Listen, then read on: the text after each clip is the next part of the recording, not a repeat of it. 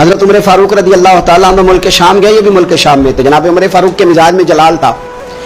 आपने कुछ लोगों को देखा जिन्होंने जर्क बर्क लिबास पहन लिए, बड़े बड़े आलीशान बंगले बना लिए, बड़े बड़े घरों में रहने लगे। तो हजरत उमर को इतना जलाल आया कि जमीन पर उतर के ना संगरेजे उठा के तो लोगों को मारते थे। फरमाते थे इतनी जल्दी हुजूर की तालीम भूल गए और तुमने अजमियों के तरीके अपना लिए। इतनी तकलीफ के साथ हजरत उमर गुफ्तगू करते, लेकिन हजरत अबू उबैदा से मिलते तो फरमाते यार थोड़ी रोटी भी खाया कर, कभी तू भी कपड़े बदल लिया कर। इतना फकर, इतनी सादगी। अव्वलीन लोगों में से जिनके लिए लोग मुसलमानों का अमीरुल मोमिनीन बनाने की बातें कर रहे हैं। हजरत उमर मिलने गए तो किसी चटाई के टुकड़े की तय 2-3 लगा के घोड़े पे उसको रख लिया जाता था सवारी करने के लिए, ताकि पसीना ना आए। उसी को उतार के ना तो सराहना बना के बैठे लेटे हुए जमीन पे हजरत उमर मिलने गए। तो हजरत उमर फारूक रदी अल्लाह ताला अन्हु को भी अपने साथ जमीन पे बिठा लिया। तो हजरत उमर फरमाने लगे मैंने तो रोटी खानी है तुझसे, दोस्त है मेरा, खाना खिला। तो कहने लगे खिलाते हैं ना, खिलाना क्यों नहीं।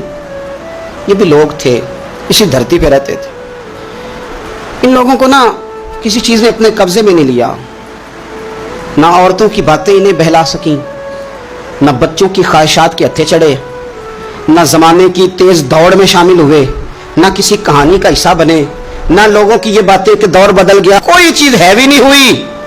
इसलिए कि मैंने फकीरी मदीने वाले महबूब से सीखी थी। फकर मेरे नबी करीम अलैहिस्सलाम से सीखा था। फकर ताजा था, जहन वसी था।